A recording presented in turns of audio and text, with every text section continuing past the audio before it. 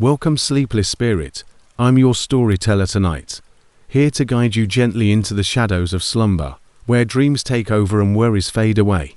Before we begin, don't forget to like this video and subscribe for more bedtime tales, whispered just for you. Let me know in the comments, where in the world are you watching from, and what time is it as you listen tonight? And if there's a story you've been longing to hear, something spooky, something comforting, tell me. I'm always listening. Now, tuck yourself in. Let the darkness wrap around you like a warm blanket. It's time to let go and drift into the story.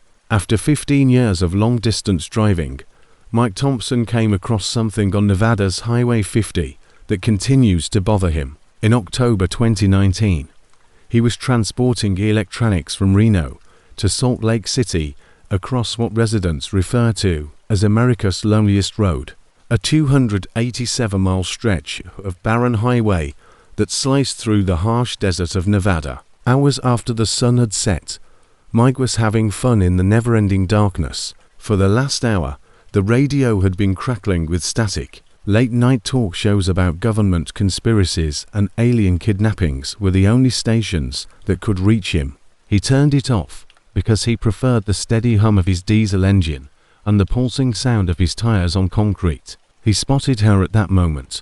A young woman in what seemed like a white dress stood on the shoulder, approximately a quarter of a mile ahead, lit by his headlights. Thumb out, she held out her arm in the hitchhikers' global signal. Mike's initial reaction was bewilderment. Why was anyone out here at 2 a.m. in the middle of nowhere?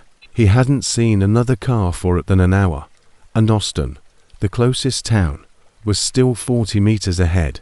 Mike was a seasoned truck driver who was aware that stopping for hitchhikers was not a good idea, particularly in such a remote area. However, the woman's stance conveyed a sense of desperation, bordering on terror. He slowed down against his better judgment. Her long dark hair, which seemed to blow in a wind he couldn't feel through his cab windows, gave him the impression that she was youthful, perhaps in her 20s. However, when his truck was something inconceivable happened. Less than 100 feet away, the woman just disappeared. Not ducked behind something, not stepped back into the darkness, as though she had never been there at all. She simply vanished. Exactly where the woman had been standing, Mike slammed on his brakes, forcing the entire rig to shudder as it came to a halt due to the enormous weight of his trailer. With his heart racing, he retrieved his flashlight and descended from the cab. The only sense in the still, chilly desert air with the cooling metal of his truck and the subtle scent of sagebrush. The sandy ground next to the road was devoid of footprints.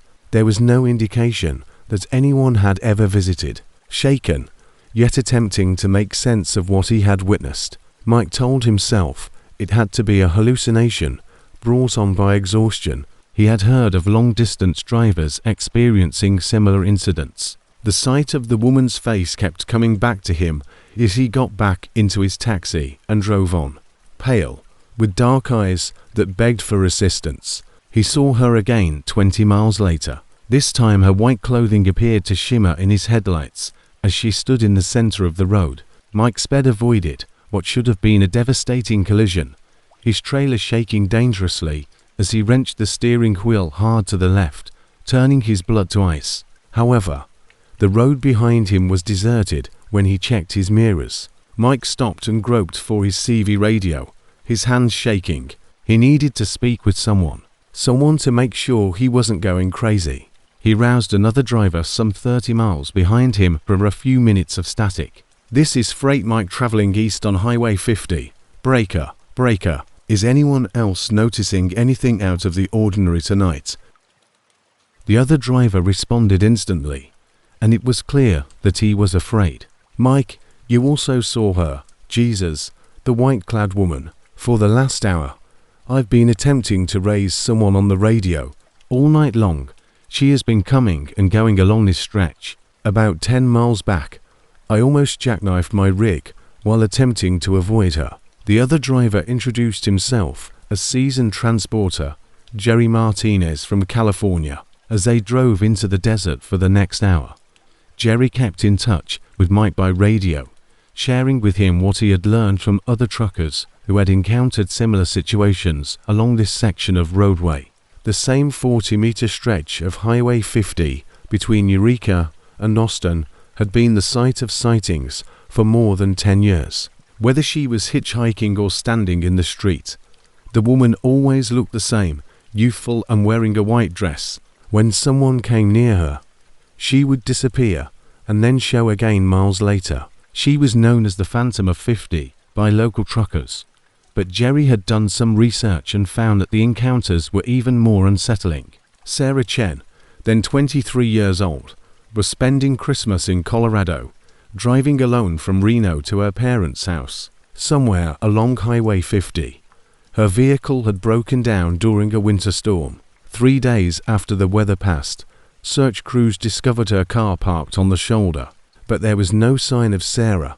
No sign of her was ever found, even after a lot of searches with volunteers, search dogs, and aircraft. When Sarah vanished, she was dressed in a white winter outfit. A third trucker who had been listening in on their talk crackled a new voice on Mike's radio as he processed this information. "Are you all discussing the ghost of Highway 50? Over the years, I think I've seen her maybe a dozen times. The time frame between midnight and morning is always the same. However, this is what truly irritates me. Other drivers have made an effort to assist.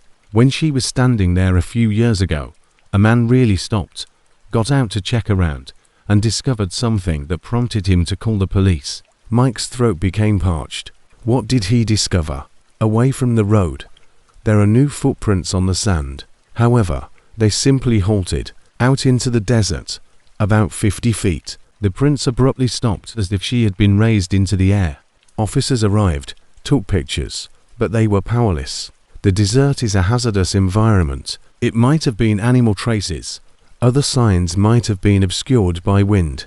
However, the truck driver who discovered them, a large, tough man with 20 years of driving experience, no longer drives Highway 50 at night. For the remainder of their trip across the Erie section of the highway, the three truckers stayed in radio communication. To more times, Mike saw the woman, once she walked along the shoulder, as like she were going somewhere significant and stood next to a mile marker. Every time, as if she was somehow keeping up with the trucks, she would vanish as his spotlights approached too closely, and then resurface miles later. Mike stopped at a truck stop to buy coffee and refuel when he eventually arrived in Austin, just as the sun was starting to rise. The elderly waiter, Pete, a local who had been employed there for 30 years, simply nodded when Mike brought up the bizarre experiences. "It happens all the time," Pete stated sarcastically. "Every time they pass through here,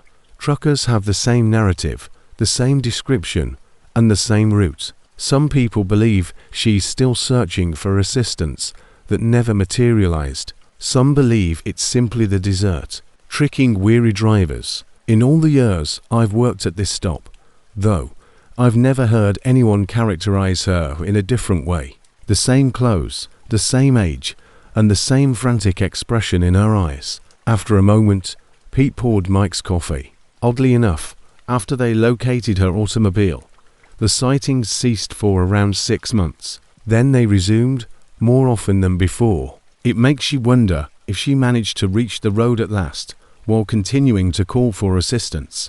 Mike had more questions than answers when he departed Austin. Over the course of his 15-year career, he had driven millions of miles and never held any supernatural beliefs. But everything he believed to be true about the world was called into question by what he encountered that night on Highway 50. The consistency of the accounts was more disturbing than the apparition itself. Over the course of more than 10 years, dozens of independent truckers reported seeing the same woman in the same place acting in the same way. These were seasoned professional drivers whose jobs required them to be vigilant and pay close attention to their surroundings. They were not prone to imaginations or being easily frightened. When his routes demand it, Mike continues to drive Highway 50, but never at night. He has spoken with other truckers who have experienced similar situations, and their accounts are consistently the same.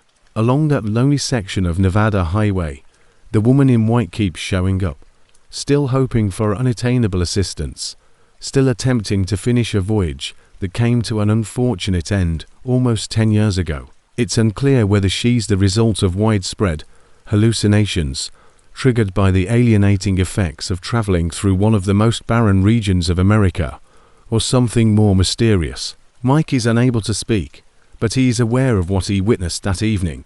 He is also aware that he wasn't the only one who saw it. Sarah's mystery: there is still no explanation for Chen's disappearance, and for those who dare to drive the most desolate route in America after dark, the ghostly hitchhiker of Highway 50 still haunts them. It is a sobering reminder to Mike Thompson that certain things are better left unsaid, and that some paths are best taken during the day. Danny Rodriguez believed he was familiar with the whole length of Interstate 80, but what transpired during his drive crossing Wyoming in March 2020 caused him to reevaluate all of his preconceived notions about the route he had traveled for 12 years. Danny was carrying a cargo of farm equipment to Sacramento when he turned onto I-80 westbound close to Laram soon after midnight. Despite the beautiful skies predicted by the weather prediction, a dense fog suddenly rolled in as he ascended into the Medicine Bow Mountains. Visibility fell to less than 50 feet in a matter of minutes. The grey wall around his truck was barely illuminated by his headlights. Danny activated his caution lights and reduced his speed to 35 miles per hour. The proper course of action in these circumstances was to locate a truck stop and wait it out. He was already behind schedule, though. He had experienced a lot of mountain fog while driving. He simply required patience and caution. Then he saw the red tail lights in front of him, about 100 feet ahead of him. He could see through the fog what looked to be another scimitar traveling at the same careful pace. Danny was relieved. It was usually safer to follow a more seasoned driver through the soup than to go it alone.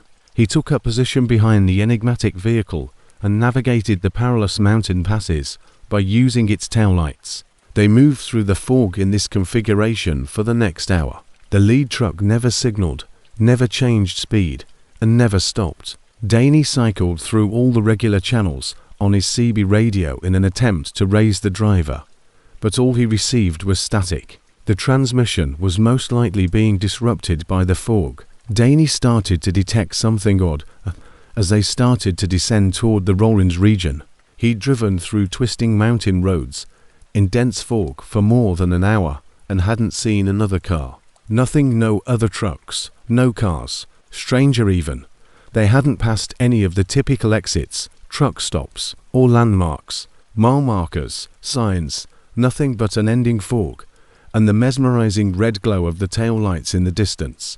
Then Danny's gasoline gauge caught his attention. He had a full tank when he filled up in Laram, but the needle now read 3/4 full. He should have consumed a lot more fuel than that in an hour of mountain driving. He pressed the gauge. It appeared to be functioning properly, but I was afraid it could be stuck. His odometer was more unsettling. It read 847,293 miles when he had left Laram. It now displayed 847,267. The numbers were reversing. He felt a chill creep up his spine as his hands gripped the driving wheel tighter. He attempted the CB radio once more, frantically tuning onto each channel. At last, he heard a tiny voice over the static on channel 19. "Is there anyone out there? I've spent hours observing these lights. No exits could be found." Danny reached for his microphone. "This freight dog is breaking things. Danny traveling west on I-80. In this fog, do you detect red tail lights?" Panic was instantly evident in the response. "Yes, Jesus, since Laramie, I have been keeping up with them. However, man, there's a problem. I can't get my GPS to operate. My odometer is in reverse. We've passed the same damaged guardrail 3 times, I promise." The discussion was interrupted by a third speaker, a fourth followed by a fifth. Every truck driver, they were all witnessing the same impossibly strange phenomena as they followed the same enigmatic red tail lights through the fog. Their GPS units were no longer functional. They had their odometers in reverse. The way their fuel gauges behaved was abnormal. Most horrifying of all, it seemed that they were now traveling in a convoy. The red lights are being followed by 6 trucks, single file. However, the fog prevented any of them from seeing the others. The speaker said, "This is Big Mike from Kansas. On this frequency, there are 6 of us. 28 years of truck driving experience. This is unlike anything I've ever seen. My steering wheel struggles every time I try to pass these tail lights or change lanes. The truck seems to be refusing to let me." Danny put this to the test for himself by slowly shifting into the left lane. As though the steering wheel had been yanked by unseen hands, his truck lurched back to the right. It was such a strong feeling that he almost fell out of his chair. Danny said, "Same here," his voice trembling. "It's like we're being guided." The 6 trucks followed the phantom taillights into the fog for the next 2 hours, staying in radio touch. They expressed their increasing fear as they became aware that their trucks were acting in ways they couldn't control. Efforts to increase or decrease speed were pointless. Regardless of what they did with the accelerator, their cars stayed precisely the same distance behind the lead truck. Everyone was completely shocked by a discovery made by one motorist, Lisa, who was from Oregon. "I just looked through my logbook, guys. My computer logs show that I never left Laram. My clock indicates that I have been traveling all night, but the system indicates that I have been sitting at the truck stop parking lot for the last 3 hours." The same thing was discovered by the others when they examined their electronic logging equipment. Officially, none of them had moved. Based on the electronic systems in their truck, all of them remained parked in Laram. Then, as abruptly the fog started to clear as it had, Danny could now see the outline of the vehicle he had been pursuing as the red tail lights up front became clearer and brighter. But his blood ran cold at what he witnessed. There was nothing in the trailer. It is actually empty and not laden with cargo. He could see right through it, as though it were either completely absent or composed of glass. There were no signs of life inside the black cab. Danny looked around as the fog cleared further and became aware that they were in an unnatural location. I-80 ran beneath them, but the scenery was incorrect. They were encircled by what appeared to be an infinite black emptiness, rather than the high desert of Wyoming. There are no stars, no horizon, no mountains, only an ending blackness that stretches in every way. Danny watched in terror as the phantom vehicle slowed and gradually disappeared, turning more and more transparent until it was gone. After a few more minutes of driving on autopilot, his own truck finally responded to his control inputs. Danny was on I-80, just east of Rollins, precisely where his timetable said he should be when the fog completely cleared. The gasoline level on his gauge was accurate, his GPS was operating well, and his odometer was progressing as it should. His electronic logs showed that he had drove through without any stops or delays from Laram. After losing the same 3 hours from their memories and the electronic data, the other 5 truckers found themselves in comparable situations along I-80.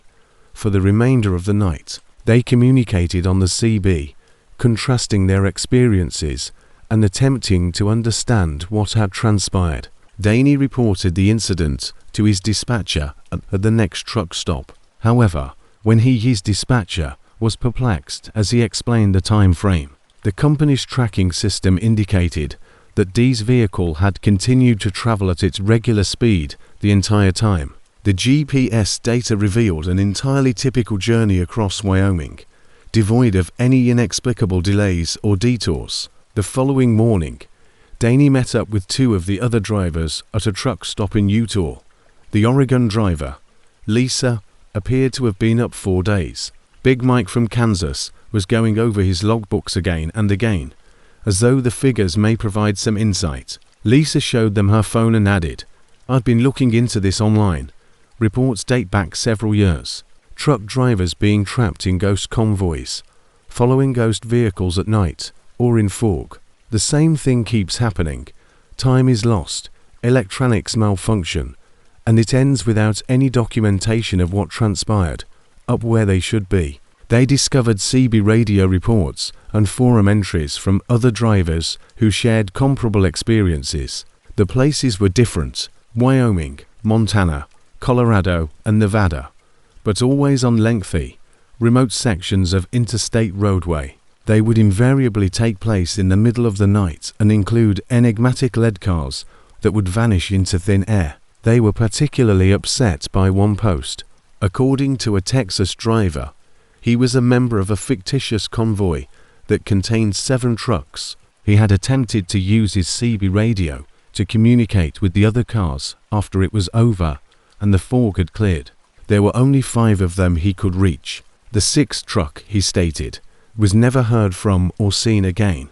Danny continues to drive I-80 through Wyoming, but if he can avoid it, he never does it alone or at night. In an attempt to record another encounter, he has fitted his truck with a number of cameras and recording equipment, but he has never been found by the Phantom convoy. All 6 drivers were altered by the encounter, talked about that night that was impossible. Through a private CB channel, they communicate with one another on a daily basis and exchange stories of similar incidents from other truckers. They have joined an unofficial group of drivers who have encountered what can only be characterized as paranormal activity while driving on American roads. The Texas driver mentioned a lost truck, which Danny frequently wonders about. Are drivers still adhering to those rules somewhere amid the interstate system's fog and darkness? Phantom tail lights, stuck in a convoy that transcends space and time. His nightmares are plagued by this question,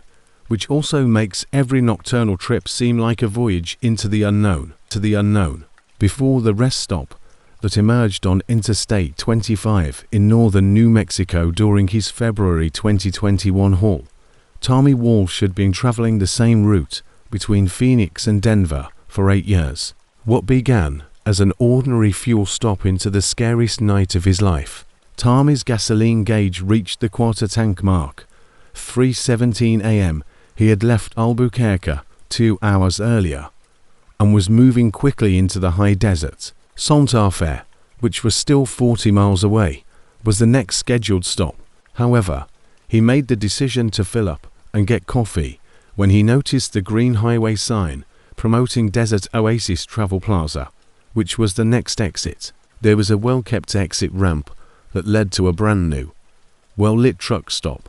A wide parking lot with spots for large rigs was illuminated by LED lights, and a contemporary structure that looked like a restaurant and convenience store was located there. There were already a number of other trucks parked there, their drivers perhaps resting or eating inside. Tommy hopped out of his cab and pulled up to the diesel pumps. The night air was calm and crisp, with the familiar sense of desert sage and motor fuel. Until he attempted to start the pump, everything appeared to be normal. The reader for the credit card had died. Nothing, no display, no lights. The outcome was the same when he tried the second pump. Tommy, frustrated, went to the building to make his payment, but as he approached, he became aware of something that gave him the chills. The windows of the structure were illuminated, but he was unable to see within. The light seemed to halt at the window, as if something was blocking it from showing what was outside, not because of blinds or tinted glass. The front doors were also made of glass, but all that was visible was an unbreakable white glow. Tani walked carefully to the door. "Open 24 hours" was written on a little sign by the door. "Everyone is welcome." However, his hand went straight through the handle as he reached for it. There was no door. It had no physical substance, but it appeared solid, cast a shadow, and even reflected his picture. With his heart racing, Tommy took a step back and took a closer look at the parking lot. There was nothing wrong with the other trucks he had seen, but they were still there. No drivers were visible in any of the cabs, but their running lights were on and their engines were idling. Even worse was the fact that he was unable to read the license plate on the closest truck when he went to look at it. As though they were changing all the time, the letters and numerals continued moving and becoming hazy. Tommy quickly returned to his truck and retrieved his CB radio. He needed to share his observations with someone. Had to be sure he wasn't going crazy. "This is Tommy, a desert rat traveling north on I-25, Breaker, breaker. Does anyone else notice where this new truck stops? He stopped when he realized there was no mile marker in sight. Was Desert Oasis Travel Plaza visited by anybody else? He received the response right away, but it wasn't what he had anticipated. This is Highway Hawk, Tommy. On 25 northbound. I'm roughly 10 miles behind you. Which truck stopped? For the following 30 meters, there is only desert. No. Honk. I'm staring directly at it. There are several trucks parked here, a large travel plaza, and LED lights.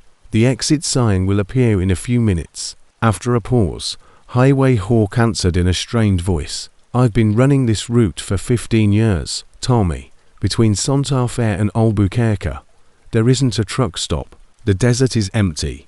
Tommy glanced back at his CB after surveying the well-lit facility. I'm standing here now. Hawk, I'm telling you. Perhaps it's brand new construction that you haven't yet seen. Highway Hawk's voice said, pay close attention to me. I recently went by mile marker 267. Just where are you? Tommy checked the closest mole sign by jogging across to the roadway. His blood froze when he discovered it. Highway Hawk had just passed mile marker 267, which was the exact same spot. They were in the same location at the same time, based on their radios. Highway Hawk, however, was unable to spot the truck stop. Tommy became aware that the other trucks in the parking lot were moving at that point. Moving, not driving. Without wheels. They were moving slowly across the tarmac, shifting like pieces of a chest being moved by an unseen hand. The red Peterbilt truck that was closest to him turned 90 degrees to face him. Twice its headlights flashed. When Tommy tried to start his own truck after running back to it, nothing happened. The engine refused to start. The lights refused to turn on. Nothing. His truck had been operating flawlessly just moments before, but now it was dead. Tommy watched with terror as the driver door of the red Peterbilt opened and someone or something descended from into the bright LED illumination in the cab. Although it had a humanoid shape, he could see that every aspect was incorrect. It was too tall, too thin, and had limbs that bent at unnatural angles. Shadows fell across its features in ways that defied the overhead illumination, but its face was hidden by what appeared to be a trucker's cap. The item started moving toward Tommy while holding a gait that resembled a jerky puppet. He could hear it talking as it approached, but the sounds didn't seem to emanate from its lips, but rather seemed to come from all directions at once. The voice that announced, "Welcome to Desert Oasis," sounded like grinding metal. Every driver needs to sign in. Every load needs to be examined. Every timetable needs to be adapted. The other trucks opened more doors. More inconceivable figures descended and started in a slow, well-organized procession toward Tommy's rig. They were all a little bit different, taller or shorter. They all have that same unnatural, incorrect trait. Tommy shook and reached for his CB microphone. Hands, mayday, mayday. It's a desert rat. Tommy, I need assistance. There's a problem at this truck stop. These are not human beings. The voice of Highway Hawk crackled back. Right away. Listen to me, Tommy. Now get out of there and start your truck. It refuses to start. The engine has died. After that, get your emergency supplies and flee. Return to the thoroughfare and flag down hell. Tommy turned to see that the exit ramp was no longer there, where the highway had joined the ramp. Now, the horizon was nothing but barren desert. In the distance, the highway itself could still be seen, but there was no means to get there. Less than 50 feet separated us from the red Peterbilt. Its trucker cap was glued to its skull, and Tommy could see up close that its face was just smooth, featureless skin, with the exception of a horizontal slit that might have been a mouth. The driver needs to finish the inspection. In that mechanical voice, it repeated, the driver needs to join the convoy. The driver has to deliver. The driver has to deliver. Shipment to its ultimate location. Tommy tried to get as far away from the approaching figures as he could by climbing onto the running board of his vehicle and then onto the hood. Then he saw something that stopped his heart in its tracks. The image of himself in the truck's windshield was incorrect. Rather, with his well-known face, he saw the same sleek, featureless face as the animals below. His attire had also changed. Rather of his trousers and flannel shirt, he was dressed in a generic trucker's uniform that appeared to be decades old, just like the other drivers. The reflection was different from the typical skin he felt when he touched his face. Whatever this location was, it was transforming him, turning him into one. Tommy did the only thing that came to him when he closed his eyes. He prayed for comprehension only, not for intervention or salvation. The animals had ceased their advance as he opened his eyes. With their heads cocked skyward, they observed him while standing in a complete circle around his truck. Then everything abruptly turned black. Tommy was slumped over his steering wheel at a Santa Fe truck stop parking lot when he woke up at sunrise. He didn't remember filling his petrol tank, but it was full. His computer logs showed that he had arranged a 30-minute rest break and a fuel stop, but he was unable to recall any of it. It took him days to notice a minor feature that was the only indication of his encounter. On a CB radio that only went up to channel 40, he had it set to a frequency that didn't exist, channel 66. The radio would not react to that specific control when he attempted to adjust it back. Tommy occasionally picks up the phone late at night when he's by himself on the highway. Channel 66 transmissions, nearly human-sounding voices, reporting deliveries to locations not shown on any map. His voice occasionally accompanies them as he confirms his presence at the Desert Oasis Travel Plaza and asks for authorization to join the Eternal Convoy.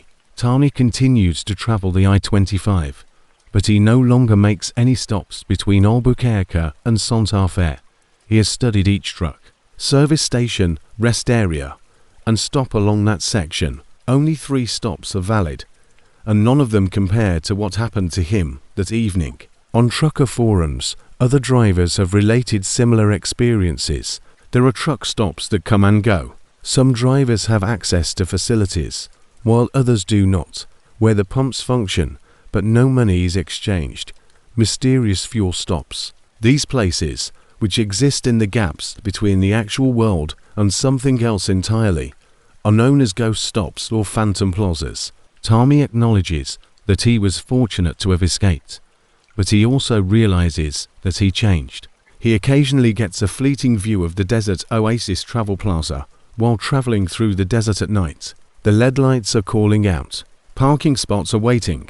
Additionally, he's waved toward an exit ramp that leads to nothing good by the monsters that resemble truckers. He continues to drive, observing the mile markers and white lines that serve as reminders that he is still in reality. However, Channel 66 tells him every night that somewhere, in an inappropriate truck stop, his reflection has yet to finish its endless journey. Despite working night shifts for 6 years, Jake Morrison was unprepared for what transpired during his cross-country haul in September 2022. What started off as inexplicable noises coming from his sleeping cab became a nightmare that still haunts him to this day. Jake was traveling thousands of miles in his 2019 Freightliner, which included a roomy sleeping cabin, carrying frozen items from Chicago to Portland. He had always taken care in keeping the cab neat and orderly. Everything had its place, and he was aware of every noise his vehicle produced, including the rumble of the diesel engines and the cycling of the refrigeration units. Somewhere outside of Grand Island, Nebraska, on the second night of his journey, Jake drove into a rest area to take his required 10-hour break. He was familiar with this particular stop because he has driven this road thousands of times. It had decent mobile reception most of the time, was well lit, and was peaceful. As was his custom, he parked far from the other vehicles, since he liked the calm at the edge of the lot. Around 11 p.m., Jake got into his sleeper cab after finishing his logbook entries and taking a brief shower at the facilities. He had cheated as a little TV for amusement and had blackout curtains up. However, he was sufficiently exhausted tonight to forego his customary film and fall asleep right away. He heard the scraping then. At first, It was a faint scraping sound that came from somewhere behind his head, close to the sleeper compartment's rear wall. Jake thought the wind was rubbing a tree limb against the truck. However, the night was motionless when he looked out. The noise persisted for a few minutes before coming to a sudden halt. Jake attributed the situation on the truck sinking or possibly some debris that became stuck somewhere throughout the day's journey. He heard it again as he was falling asleep. However, things were different this time. It sounded almost intentional, like someone pounding out a pattern on the opposite side of the wall, rather than haphazard scratching. Tap, tap, tap, hold on. Tap, tap, tap, hold on. Tap, tap, tap. Jake sat up and put his ear on the sleeper's back wall. There was no doubt that the tapping was coming from the wall cavity between the outside of the vehicle and the sleeper. However, that was not feasible. The only things in the back were the truck's frame and insulation. Taking his flashlight, he went outside to check his cab's exterior. Everything appeared to be typical. There was no damage, no loose panels, and no explanation for the noises.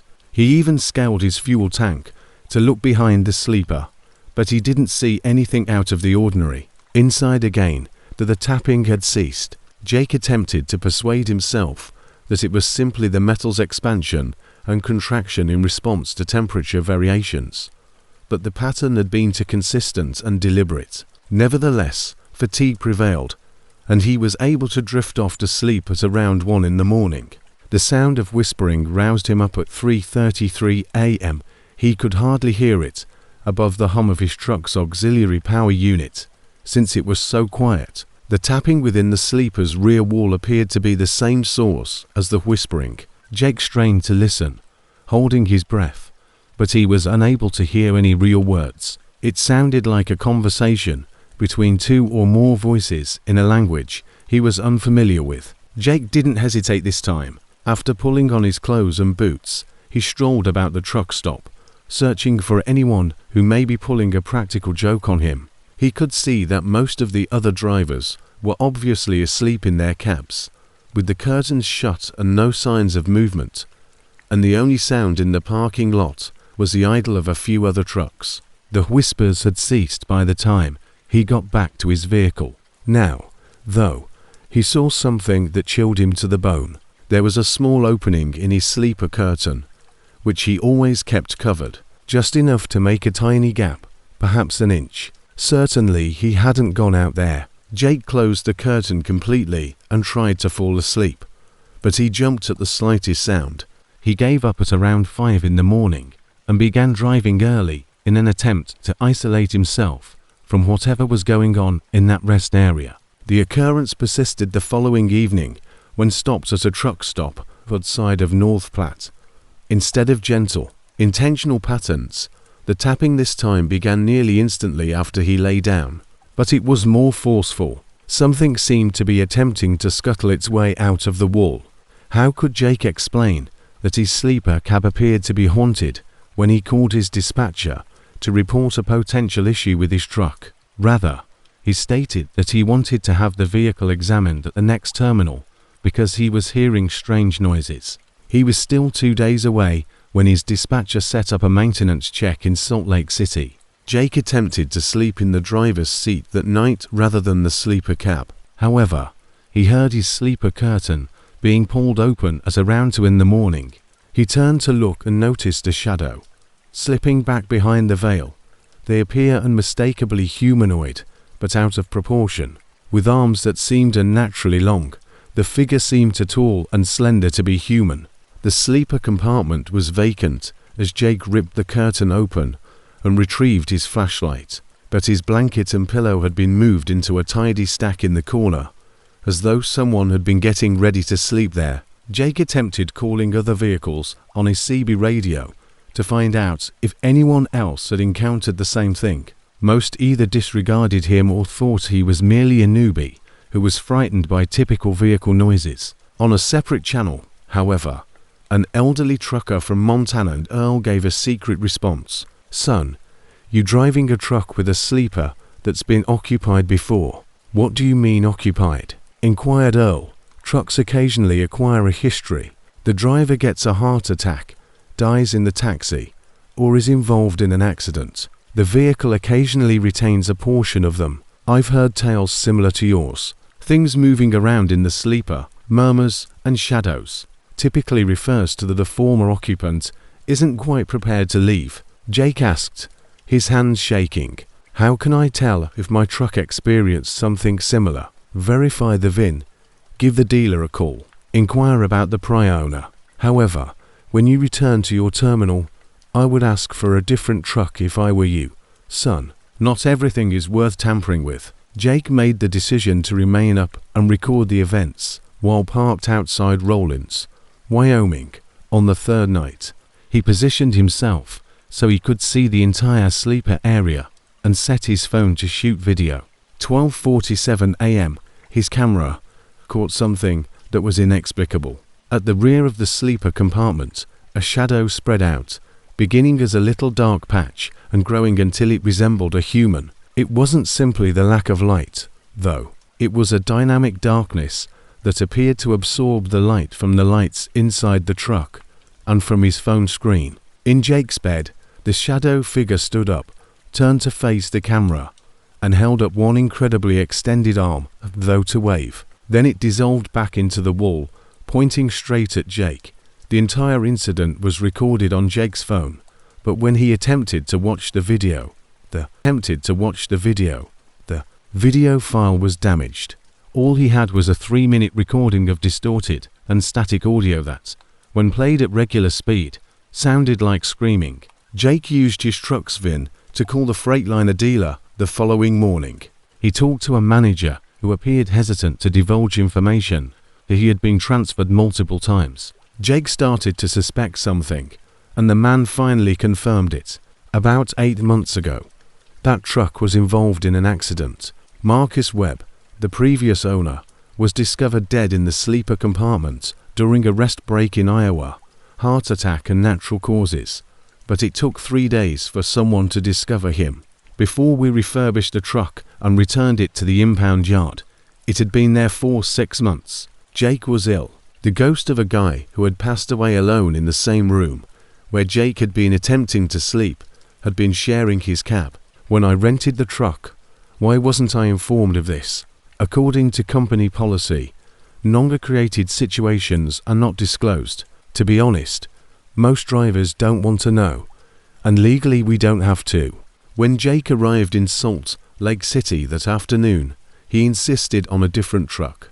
Before Jake played the distorted audio and showed him the corrupted video file, the terminal manager was initially uncooperative. The manager's face went white at the sound, even though the video could not be used as proof. The manager acknowledged that in the last month, 3 drivers have rejected this specific truck. They all experienced comparable disruptions. We were beginning to suspect that the sleeper compartment might be experiencing an electrical problem. Despite being given a different truck, Jake was transformed by the experience. He had shared his sleeping quarters, his most private area, with something that shouldn't have been there for 3 nights. He was still listening for tapping noises, keeping an eye out for shadows, and jumping at the slightest sound, even in his new truck. Jake encountered other drivers on the road, told similar tales. Sleeper cabs that still had remnants of their former occupants, trucks with history. The majority of drivers who encountered it asked for other trucks. However, others asserted that the phenomenon followed them no matter what car they were driving, as though the experience had left some mark on them. Jake is still a long-distance driver. However, his habits have radically changed. He now prefers to pay for motel rooms at each stop rather than sleep in his truck. He simply responds that he wants privacy when other drivers inquire as to why he won't use his excellent sleeper cab. Yet, Jake occasionally spots a familiar shadow in his peripheral vision late at night as he's traveling through deserted sections of the roadway. Too skinny, too tall.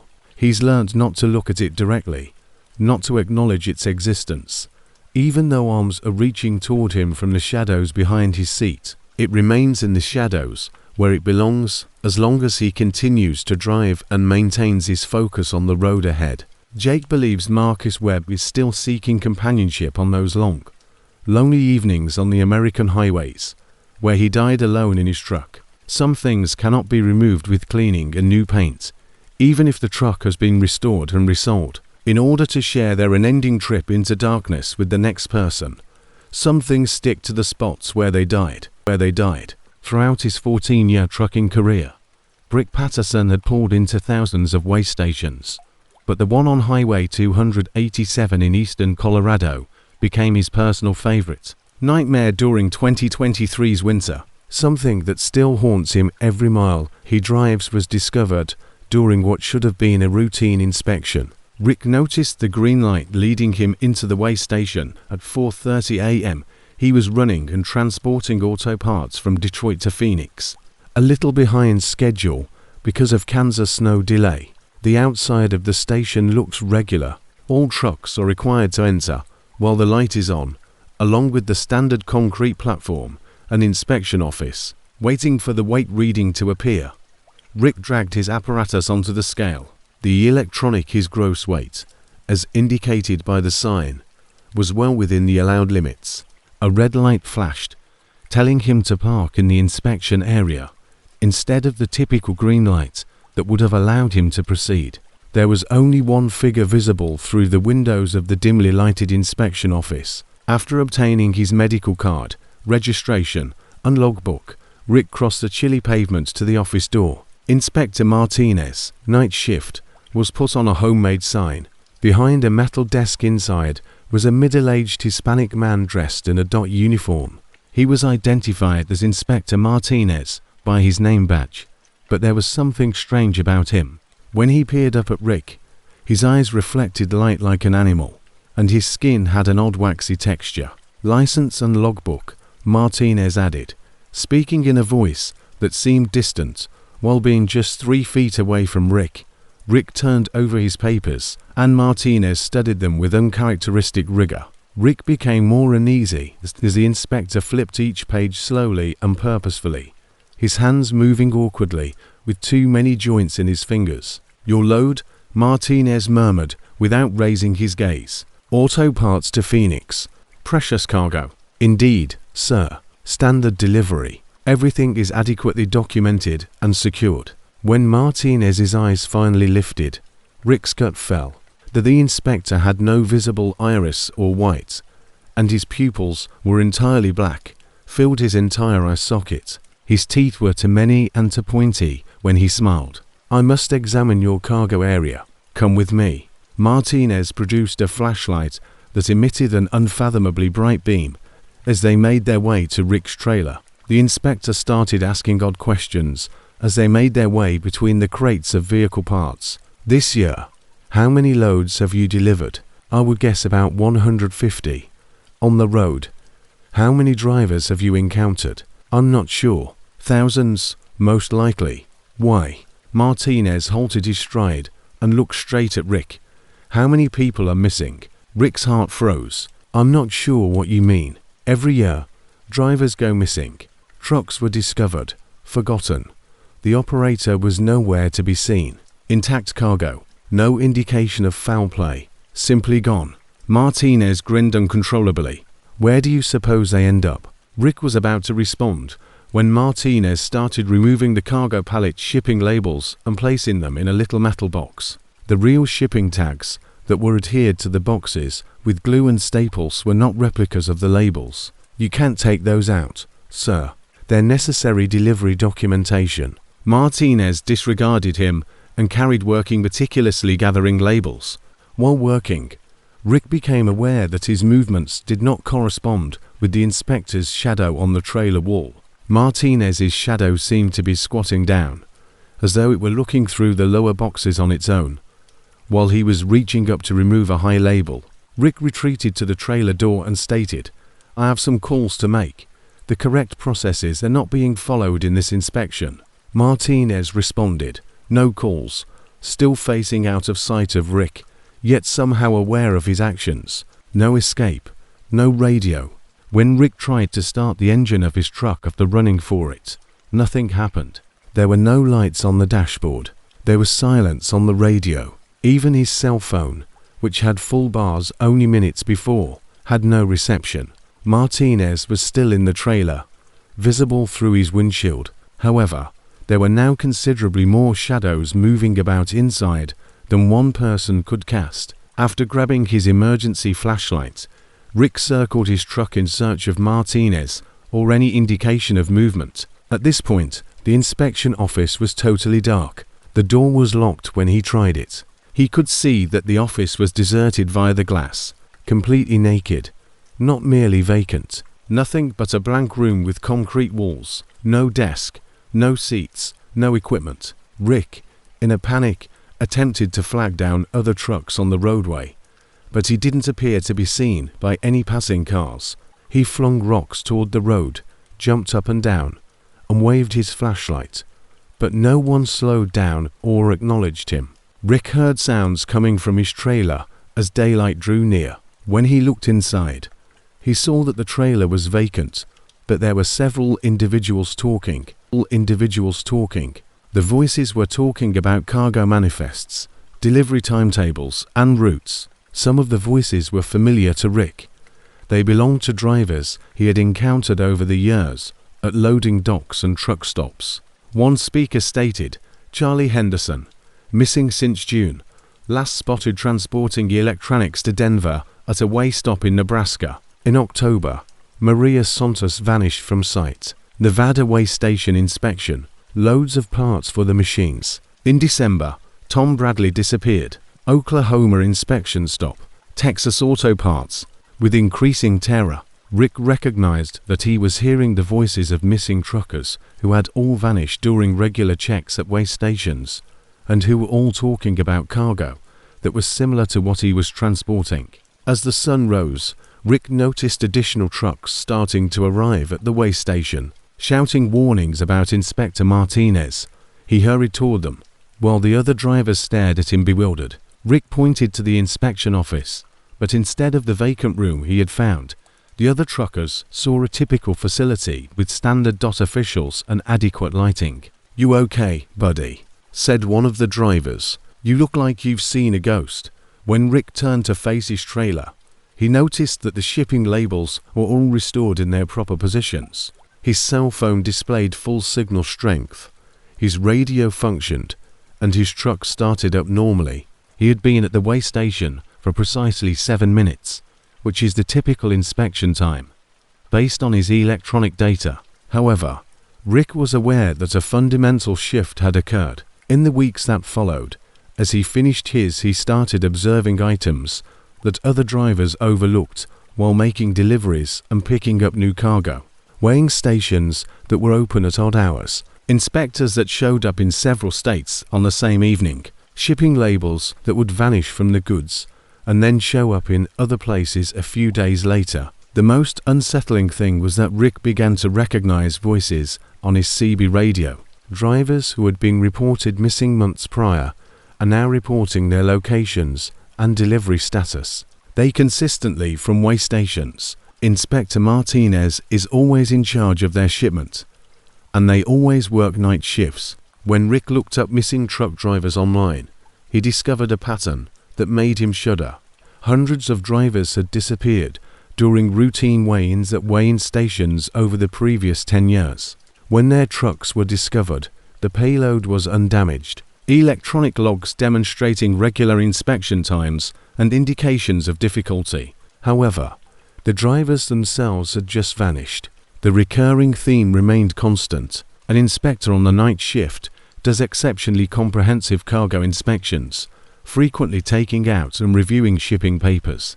According to witnesses, inspectors who appeared weird, with strange mannerisms, incorrect eye color, and shadows that didn't correspond with their movements. Rick attempted to notify the DOT about his encounter, but investigators were unable to locate any records of an Inspector Martinez at the Highway 287 way station.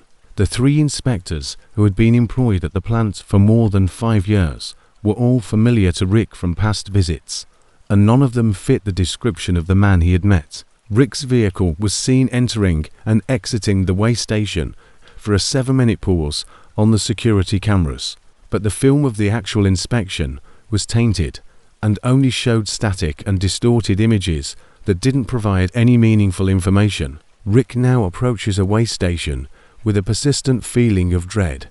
He's become adept at spotting the signs: odd hours for facilities, unfamiliar inspectors, and that specific shade of light that seems to bend around some buildings. Rick occasionally hears recognizable voices on his CB radio late at night on deserted highways. These drivers are truckers he knows have been missing for months or years, and they are calling in position reports from way stations that shouldn't be there. They sound pleasant, even content, as though they've discovered their true calling. Although Rick has altered his routes to avoid specific way stations, he's aware that he will eventually run into Inspector Martinez once more. The man, or whomever he really is still out there, gathering drivers and their belongings, adding more voices to his expanding list of people who have vanished. Now, every shipping label Rick has seems like a chance to be included in that chorus. His final destination could be every way station. Additionally, somewhere in the shadows between the road and Inspector Martinez waits patiently for Rick to return. Prepared to finish the collection, he began that chilly Colorado winter morning, regardless of what lies beyond. After 11 years of transporting freight, Dave Collins believed he had seen it all. But in January 2023, he picked up a shipment from a Memphis warehouse that altered his perspective on what cargo could be.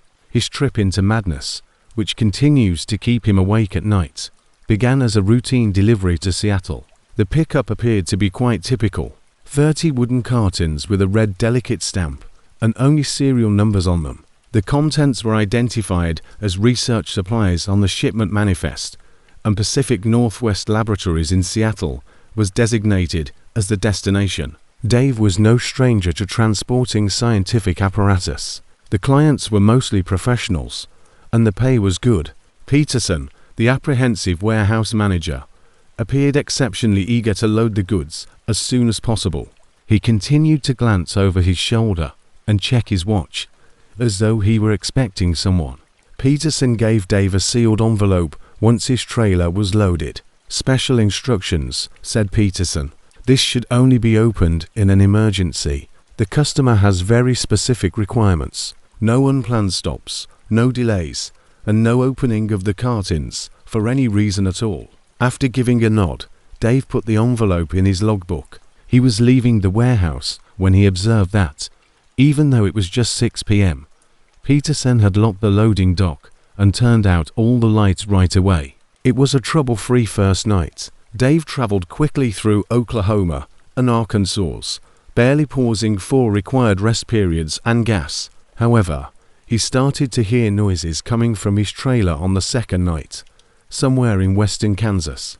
When the trailer shook with the cargo, it initially sounded like shifting contents, cracking wood, and settling cargo. Movement of the road. However, the sounds grew increasingly unsettling as Dave paid closer attention.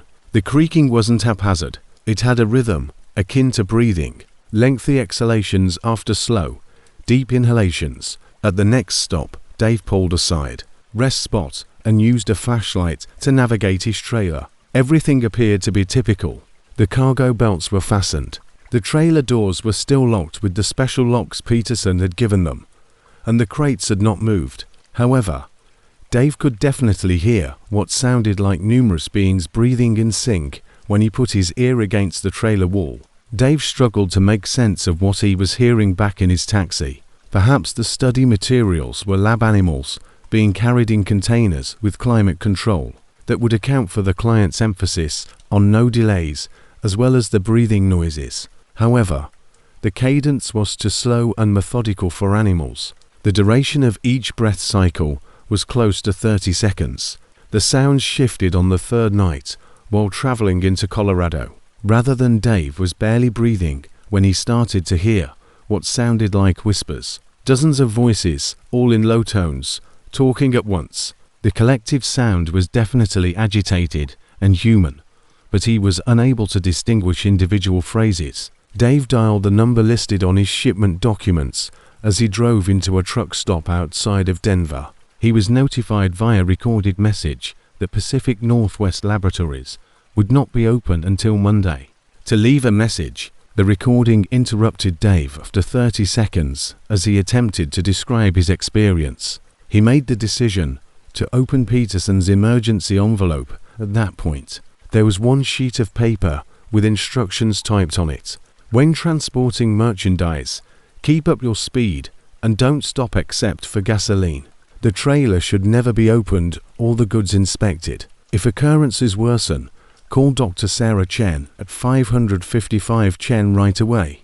Hazard pay for exceptional situations is a component of driver compensation. Instead of Pacific Northwest Laboratories, as stated on the manifest, the note was signed by someone at Blackwood Research Consortium, a business Dave had never heard of. When Dave attempted to call Dr. Chen's number, the call was immediately routed to a full voicemail box. It was getting more active by the hour, and he was now all alone with whatever was in his trailer. The voices had grown clearer and louder by the fourth night of the journey across Utah. Dave could hear distinct voices crying for assistance, demanding their release, and inquiring as to why they were being taken. The fact that some of the voices were yelling particular names was the most unsettling. Express regret to Margaret. Get in touch with my brother in Phoenix. I must tell my daughter what happened to me. With increasing terror, Dave recognized that he wasn't carrying lab animals or research supplies. The people he was transporting were conscious and cognizant of their circumstances. He decided whether to break the seals and look at it, so he pulled over and went to the back of his trailer. However, when he got closer to the back doors, all of the voices within abruptly stopped. Something Dave heard made his blood freeze in the utter silence. The sound of 30 sets of footsteps coming from within the trailer and heading for the doors. Dave hurried back to his taxi and left as quickly as he was allowed to. He heard muffled beating on the doors and walls of the trailer behind him. When the voices returned, they were irate, demanding, and menacing. They were aware that Dave was paying attention and that he was declining to assist them. Dave tried to ask other drivers for help on his CB radio, but each time he pressed the microphone to speak, the voices from his trailer would drown out the radio with their entreaties. Other drivers claimed to have heard odd communications on his channel, with dozens of individuals simultaneously pleading for help. Dave made a choice that would follow him for the rest of his life. On the fifth night, as he got closer to the Nevada border, he made his way to a he thought he was unintentionally carrying kidnapped people, so he alerted the FBI, who were at a distant truck stop. Despite appearing dubious, the agent he spoke with consented to meet him at the next way stop. However, there were no federal officers waiting when Dave got to the agreed-upon meeting spot. Rather, he discovered two men in pricey suits and Peterson from the Memphis warehouse. The three of them stood next to a black SUV, eyeing Dave's truck with eye, forcefully stated, "Living people who are being held against their will." The suit-clad men looked at each other. One of them moved forward, a tall man with silver hair. "I believe there has been a miscommunication, Mr. Collins. You have very precious research materials in your shipment. Testing of experimental audio equipment for use in psychology. The voices you hear are recorded in order to evaluate the efficacy of the apparatus." Though he was outnumbered and far from assistance, Dave was aware that they were lying. "I'd like to see the trailer's interior. Unfortunately, that isn't feasible. The apparatus is highly susceptible to changes in temperature and light. Our clients would lose millions of dollars and months of investigation if the trailer were opened."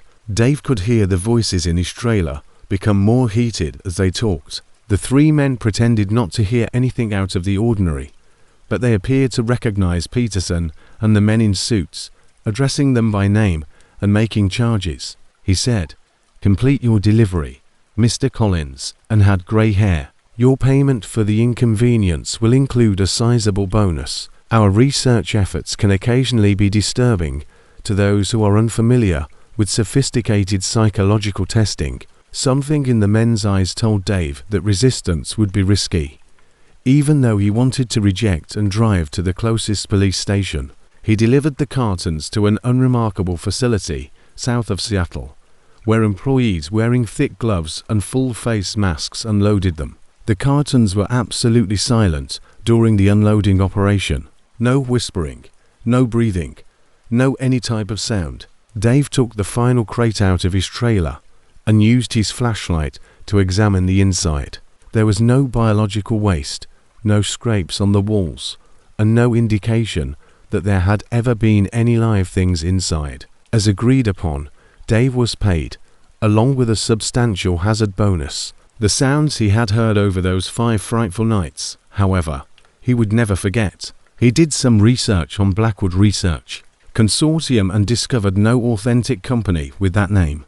There was no record of any delivery from Memphis at Pacific Northwest Laboratories, and Dr. Chen's phone number was disconnected. In the months that followed, Dave started to notice news of missing persons, which bothered him. Individuals who vanished from the Memphis region around the time he picked up his enigmatic cargo. The numbers matched 30 boxes and 30 missing people.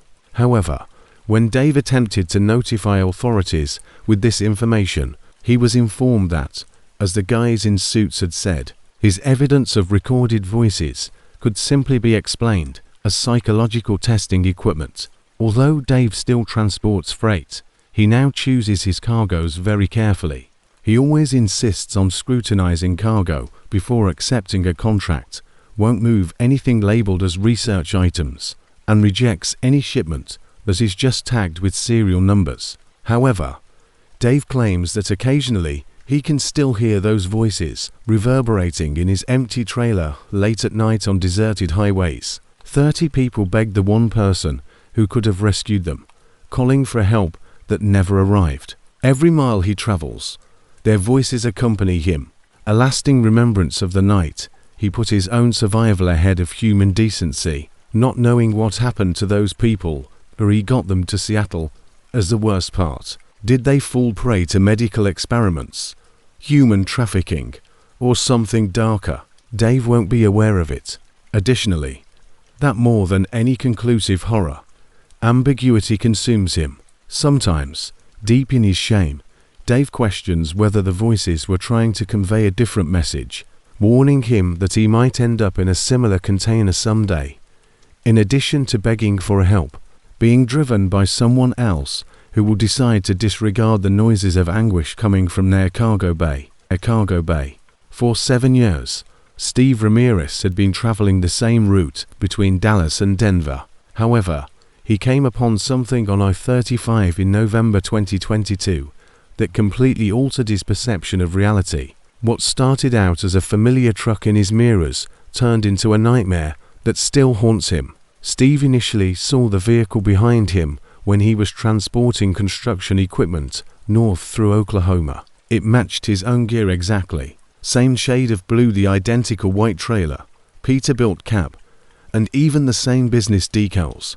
He appeared to be seeing his own reflection in his side mirror, but the other truck was keeping a constant distance of roughly a quarter of a mile behind him. Steve initially thought it was a coincidence. It was common to run into other drivers from the same fleet on key highways, as his company maintained dozens of vehicles. The truck behind him, however, never changed its distance, made an attempt to pass, or turned off at exits as the hours went by. It simply followed, keeping up with his pace. Steve cycled through all the common channels on his CV radio in an attempt to raise the other driver.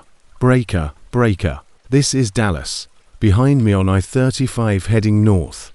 Steve is to the Blue Pete. You imitate. Just static. He made another attempt using the fleet frequency of his business, but received no answer. At the same distance, the truck kept up its pursuit, its headlights shining in his mirrors like twin stars in the night. Steve made the decision to test at midnight, somewhere north of Oklahoma City, something from 65 miles per hour to 70 miles per hour. He raised his pace gently. The rise was precisely mirrored by the truck behind him.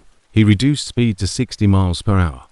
That precise 4-mile gap was maintained when the followers also slowed. Steve parked at a truck stop close to the Kansas border while keeping an eye on his mirrors. About 100 yards behind him, the same truck pulled into the same parking lot and came to a stop. Although Steve could not see any details in the darkness, he could see the driver's silhouette in the cab.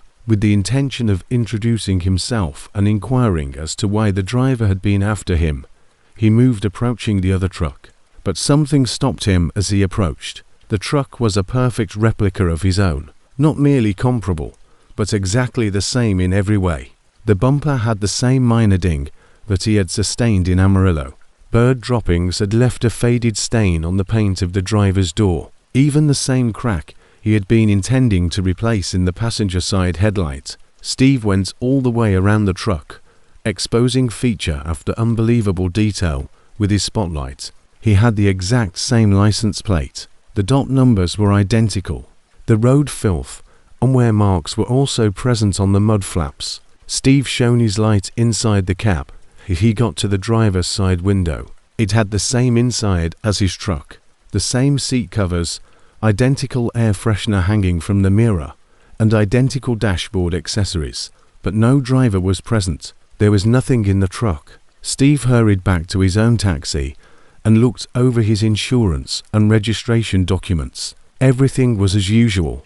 His truck was officially registered and had all the necessary paperwork. However, there 100 yards away, there was a perfect replica parked. When he attempted to call his dispatcher, he received just voicemail because it was after hours. Steve attempted to sleep in his cab after leaving a perplexed note about seeing what looked to be a stolen duplicate of his truck. However, each time he looked in his mirrors, he saw the running lights of the other truck, which glowed in the dark like eyes. When Steve awoke in the morning, the replica truck was gone. There was no indication that a car had parked there, and the location where it had been was deserted. Steve looked all throughout the truck stop, but he couldn't see the same rig. Steve told himself that he had been hallucinating due to exhaustion until he was back on the highway. During lengthy trips, truck drivers occasionally encountered odd occurrences, such as road hypnosis, micro-sleep episodes, and visual distortions. He has most likely seen another one like it. Truck, and his weary brain had filled up the blanks with information. However, the truck reappeared in his mirrors 20 miles north of Witcher. Steve was rested and completely awake this time. The truck behind him was a perfect replica of his own, and he could see it plainly. Everything is the same, including the trailer arrangements and corporate markings. However, a driver could now be seen inside the taxi. Steve repositioned his mirror so he could see the other driver's face more clearly. His blood turned to ice at what he witnessed. He was just like the driver. The same flannel shirt, the same ball cap, and the same beard. Steve the replica was looking at keeping that exact 4-mile distance while glaring back at him through the windshield. Steve's hands were shaking as he reached for his CB microphone. It's Dallas. Steve traveling north on I-35, the 47th mile marker. I need assistance. Something that shouldn't be there is following me. Immediately a voice answered. Over the CB radio, Steve's voice could be heard. It's Dallas. Steve traveling north on I-35, the 47th mile marker. I need assistance. Something that shouldn't be there is following me. It was the same transmission. Although it came from the truck behind him, it was delivered word for word in Steve's precise voice with his exact inflection. Every time Steve used his CB radio for the following 100 miles, the identical truck would precisely echo what he was saying. It called for assistance when he did. It reported the same location as his when he did. Both messages sparked reactions from other motorists on the route, perplexed as to why the same truck driver was simultaneously transmitting the same messages. Steve made an attempt. This is a test, he remarked, keying his microphone. Please comment with your location if you can hear this. At once, his own voice returned, via the radio. It's a test. Please comment with your location if you can hear this. However, other drivers were also reacting, and what they said was horrifying. Both signals were coming from different places, yet they were both audible. The CB chatter indicated that there were two Dallas Steves, one at mile marker 127 and the other at mile marker 89, 38 miles apart. The duplicate truck wasn't just following Steve. For some reason, it was taking up several spots on the highway at the same time. Desperate to get away from whatever was after him, Steve drove off at the next exit. He went to a tiny town via car. Police station and attempted to clarify the situation. However, how could he explain being pursued by a perfect replica of himself? The officer listened courteously, but it was obvious that he believed Steve was experiencing mental stress or road tiredness. The duplicate was parked across the street from the police station when Steve got back to his truck. The alternative Steve was standing next to his truck, looking icily evil with a chilly gaze at the actual Steve. The copy waved back when Steve waved. The replica started to move towards Steve as soon as he started to approach him. Slowly, like mirror images coming together, they moved toward one another. Steve noticed that the copy wasn't quite flawless as they drew nearer. There were no pupils or iris visible in its eyes, which were entirely black, and when it opened its mouth to speak, no sound escaped its wacky, fake skin. Steve heard his own voice, however, speaking things he had never said. The voice repeated, "You don't belong here," but the duplicate's lips were motionless. "I own this path. I own this truck. I own this existence." Steve turned around and sprinted back to his truck, but the engine refused to start. He observed the replica get into its similar taxi through his mirrors. The identical vehicle got going right away. Steve remained in his dead truck for the next hour as the duplicate kept going around the block, slowing down as it went by to gaze at him through the passenger window. Steve's truck started up normally at last, as though nothing had gone wrong. Steve didn't stop. He drove all the way to Denver. However, the copy followed all the way, occasionally showing up in his mirrors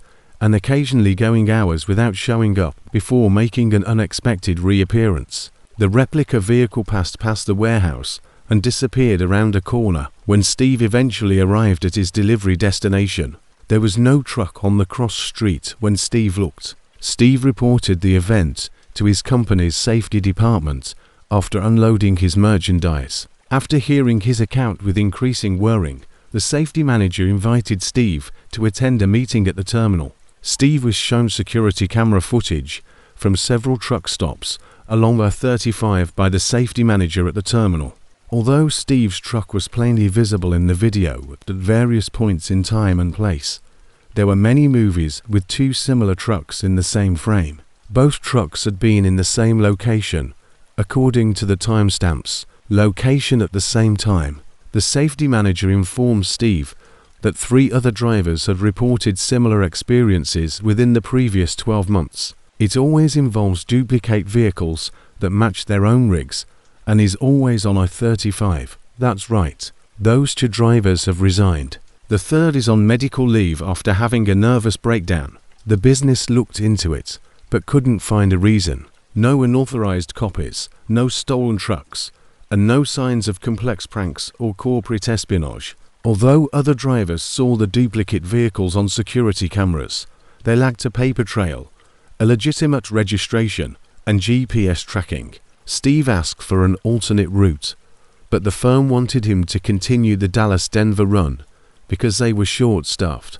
They added more cameras and GPS tracking to his truck in an effort to collect further proof of the phenomenon. The replica reappeared on his subsequent journey, but it was more hostile this time. Rather than keeping its distance, it started to draw up next Steve's truck, exactly keeping up with his speed. Through the side window, the replica driver would gaze at Steve, while mouthing phrases that Steve could somehow hear in his own head. "Leave my truck. Leave my way.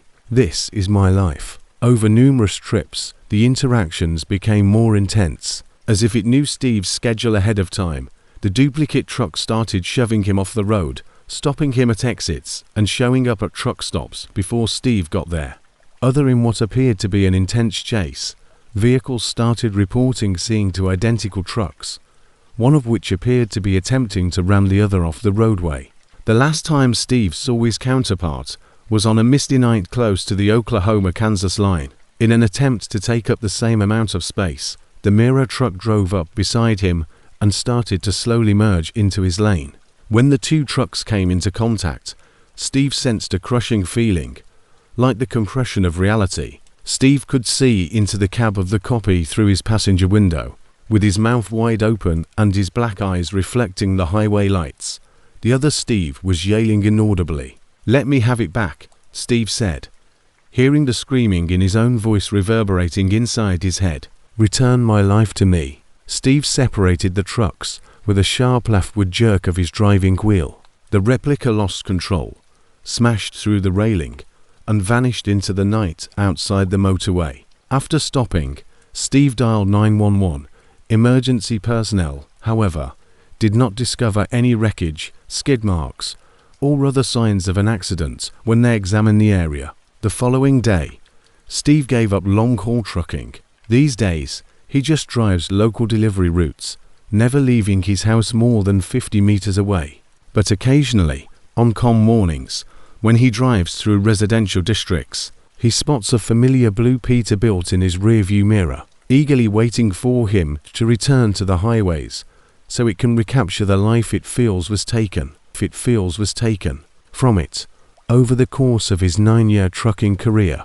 Carl Thompson had picked up and delivered freight from hundreds of warehouses, but in the summer of 2023, the facility near Bakersfield, California, turned into his personal nightmare.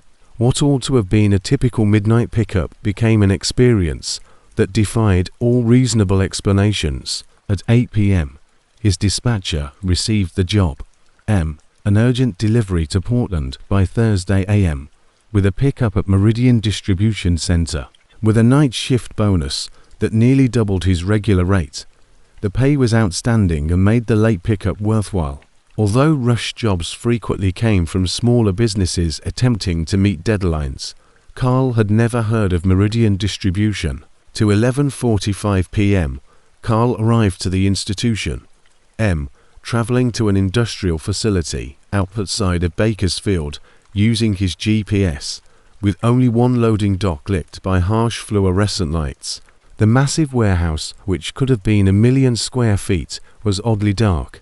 There were no other trucks in sight, and the parking lot was deserted, but for a few of automobiles by what looked like an office door. Carl was waved toward the illuminated dock by a man wearing a yellow safety vest.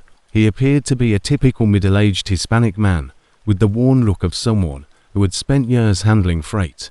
He appeared anxious to get Carl's truck parked and loaded as soon as possible, and his name badge said Martinez. Martinez remarked, "You're right on time," as Carl retreated to the dock. "Your freight is prepared for departure. Should have you loaded and ready to leave in half an hour."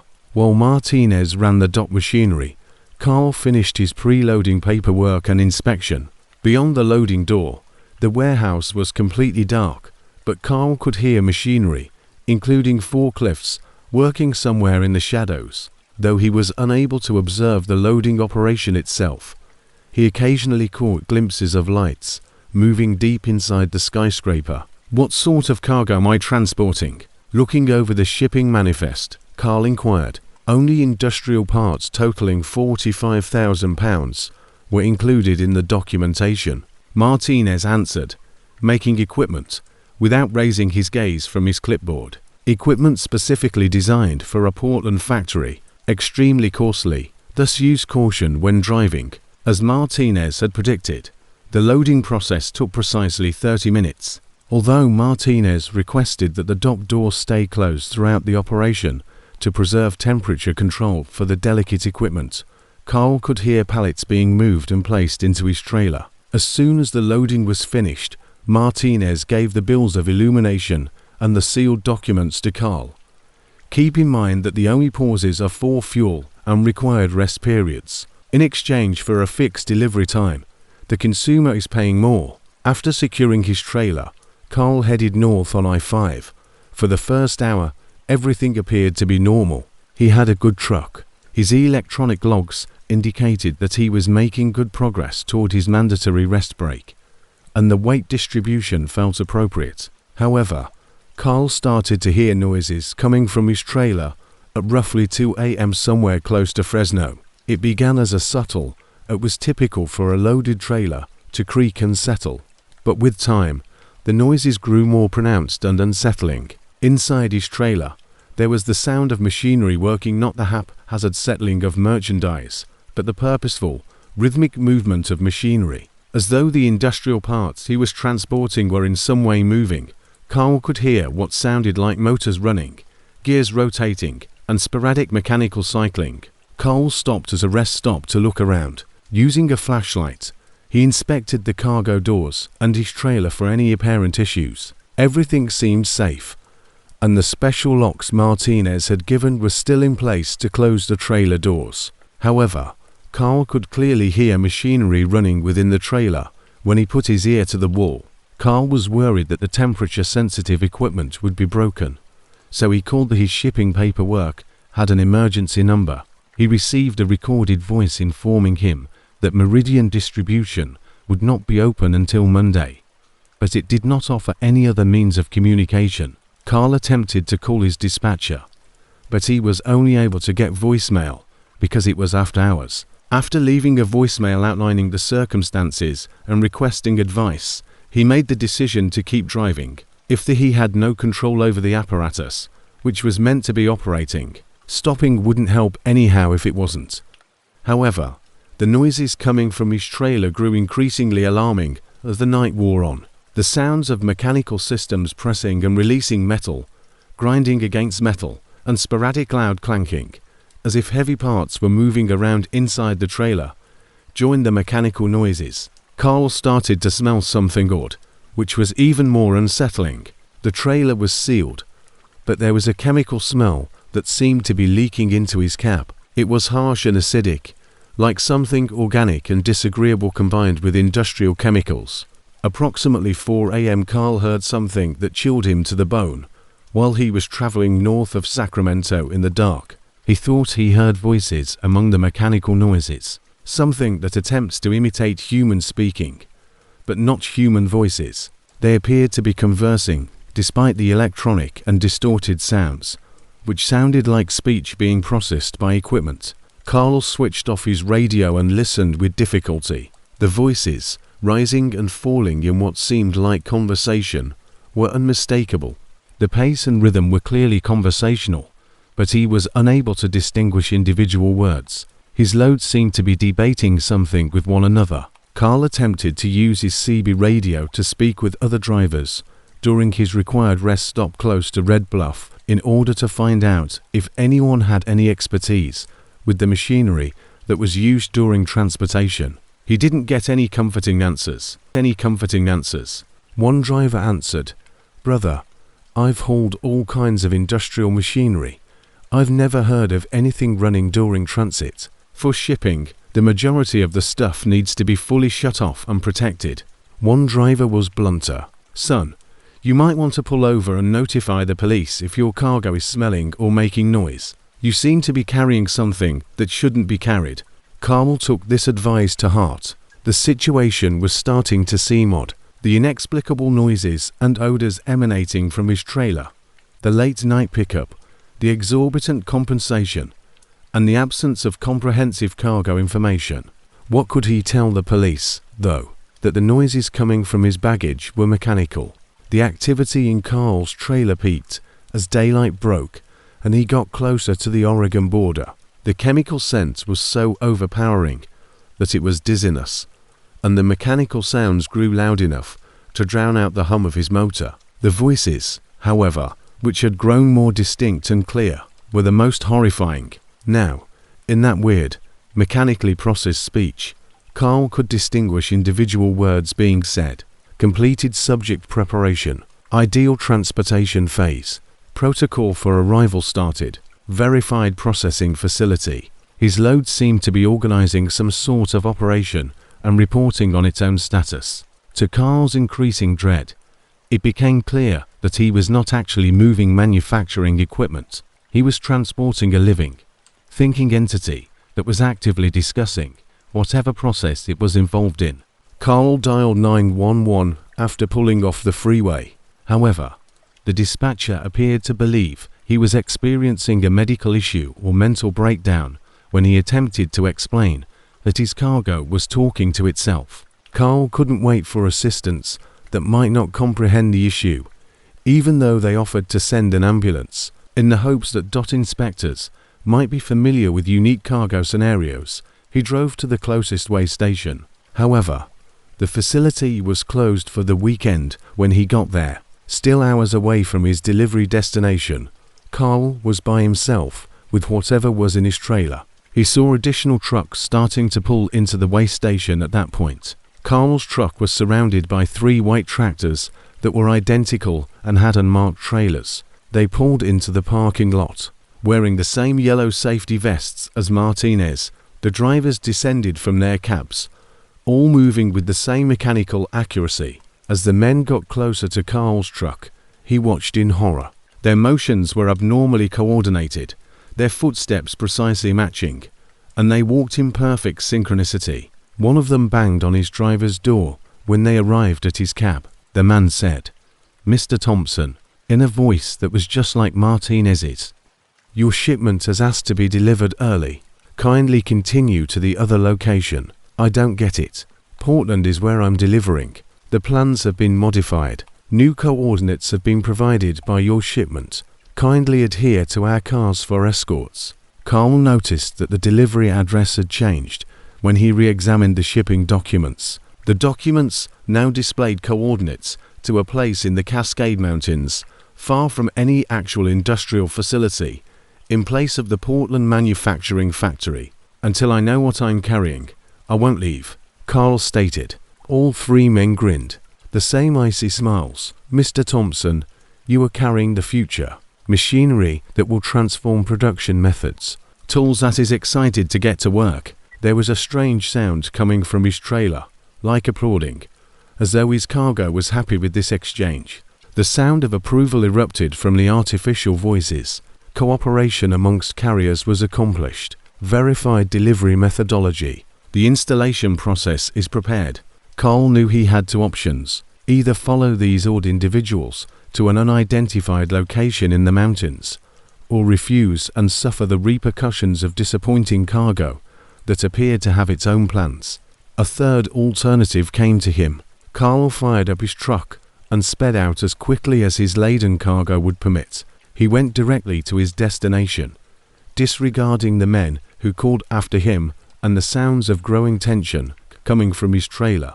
The closest Medford, Oregon, police station and insisted that officials examine his goods. Officers discovered Carl's trailer was totally empty when they unlocked it. No equipment, no machinery, and no cargo of any kind. As though it had never been loaded, the trailer was immaculate. However, there was a persistent chemical odor, and when Carl played a recording he had made on his phone, it recorded nothing but quiet. Nothing. No voices, no mechanical noises. Carl's shipping documents had returned to their initial format, displaying a valid Portland delivery address. Police discovered that Meridian Distribution Center was a reputable business that had no history of late-night pickups or deliveries to Oregon.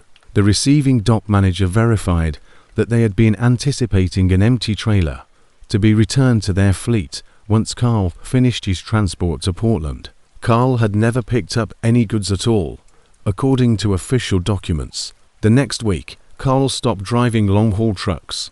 He now works local delivery routes and declines jobs involving unidentified merchandise or overnight pickups. However, he occasionally hears mechanical voices talking about processing methods, transportation protocols, and installation sequences late at night over CB radio transmissions on underutilized channels.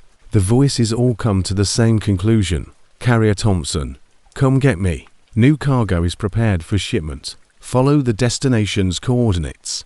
Although Carl has never replied to these messages, he is aware that his services are still needed by cargo with its own delivery plans, somewhere in the shadows between genuine freight and something much darker.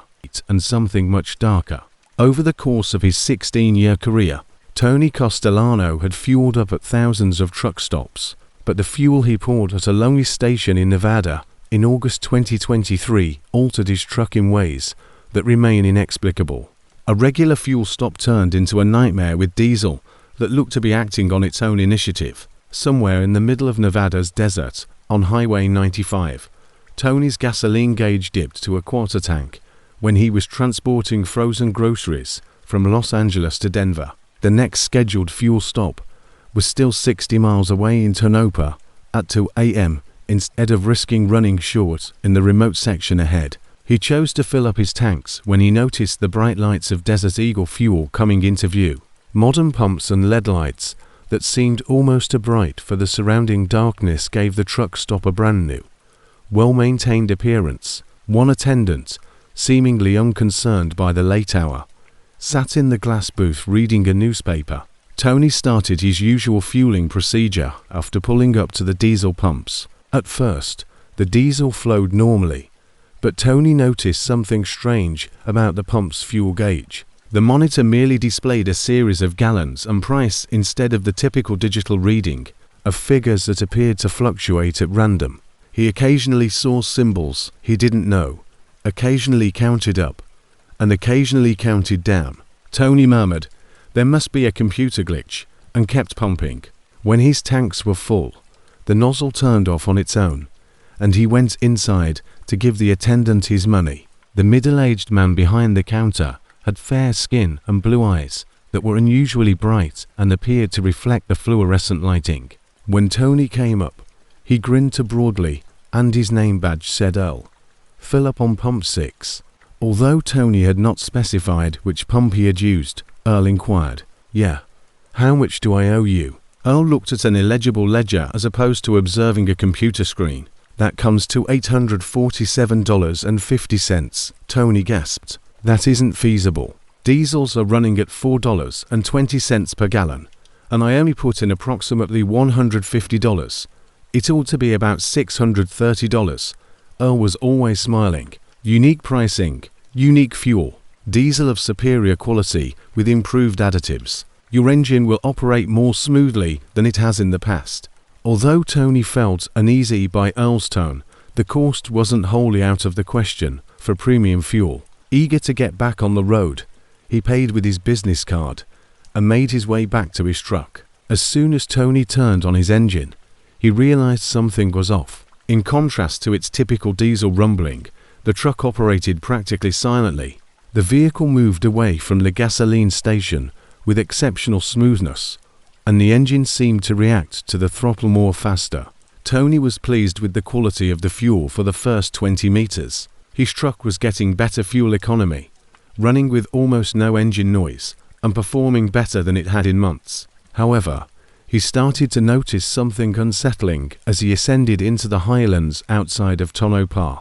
He could see nothing on his gasoline gauge. His fuel gauge indicated precisely the same level as when he had left Desert Eagle fuel, even though he had been traveling over rugged terrain for more than an hour at highway speeds. Though everything appeared to be operating normally, Tony tapped the gauge in case it was stopped. Simply put, there was no indication of fuel use. Even worse was Tony's realization that he was no longer able to smell diesel exhaust. Each and every truckers are accustomed with the smell of diesel fumes, particularly while they are idling or ascending slopes. However, there was absolutely no exhaust odor, even though his engine was operating regularly.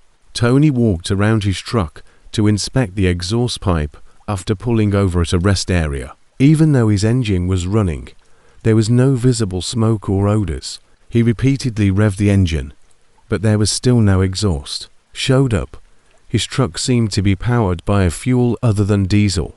Tony attempted using his CV radio to call other truckers back on the interstate to check if anyone had any experience with odd gasoline additives. However, his radio made an odd interference every time he keyed his microphone. It was a high-pitched whining sound that seemed to change in response to the RPMs of his engine.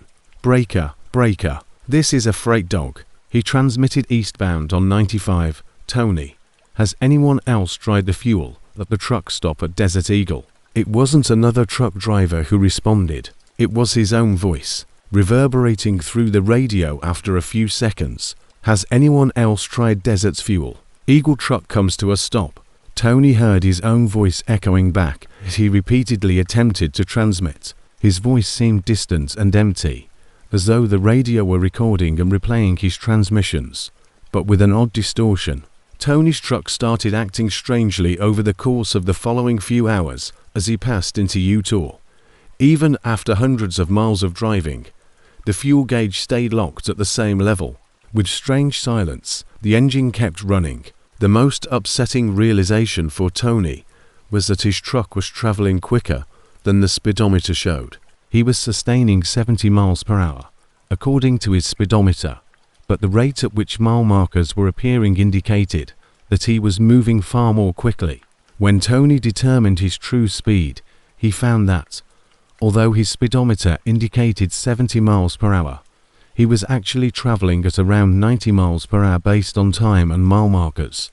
Tony attempted to slow down, but it appeared that his truck was not responding to his commands. The truck kept moving when he depressed the throttle. The truck continued to move as if the brakes were unattached when he touched them softly. Anxiety is starting to set in. Tony tried to stop at the following exit. However, the vehicle kept moving forward on the highway when he moved the steering wheel in the direction of the off-ramp. He twisted the steering wheel normally, but the truck did not react to his movements. Tony had stopped operating his truck. No matter what he did with the controls, it was driving itself, keeping its speed and path. He started honking madly to warn other vehicles that his car was out of control because it was the only item that was still functioning normally. The oddest thing, though, was that other cars on the highway appeared to be automatically avoiding him.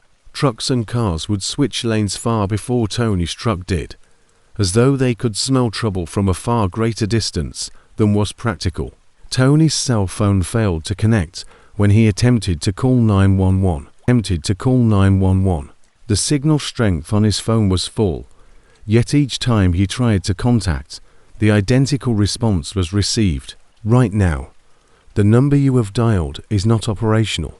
Tony was still trapped in his self-driving truck as morning broke and he found himself getting closer to Salt Lake City. Even though he had driven more than 400 meters, his fuel gauge displayed the exact same reading it had 8 hours earlier. His truck kept running in that strange stillness, going quicker than it should have, and reacting to no inputs for control. At that moment, Tony became aware of something that chilled him to the bone. He had never left the Desert Eagle truck stop, according to his computerized logbook, which automatically entered his driving time and location. He had spent the last 8 hours sitting in the parking lot of the gas station, according to the computer systems in his truck. Without any input from him, Tony's truck took the exit for Salt Lake City and drove precisely through the city streets to his delivery location. The truck came to a flawless stop, and the engine turned off on its own when it reached the receiving dock. Despite the lengthy journey from Los Angeles, warehouse employees remarked on how absolutely fresh the frozen food was as they started unloading Tony's trailer. This is the one employee told Tony, "I've never seen better temperature control. This material is cooler than when it left the plant." Although frozen shipments from LA often exhibit considerable temperature fluctuation, Tony found that his refrigeration unit had not been operating during the journey when he examined it. Even though the unit was off, his frozen cargo had mysteriously cooled down instead of heated up throughout transit. The engine began normally, but now it was acting just like it usually had when Tony tried to restart his truck to go. The fuel gauge started to plummet at its typical pace. His steering and brakes worked as they should, and the speedometer reflected his true speed. His electronic logs started to document his real position and movement, and his CB radio functioned as it should. However, Tony's fuel gauge indicated 8 hours, and 400 miles later, he still had the same quantity of diesel left over from Desert Eagle gasoline. He had not used a single gallon of fuel while driving from Nevada to Utah. In order to locate Desert Eagle gasoline and demand an explanation, Tony attempted to go back the way.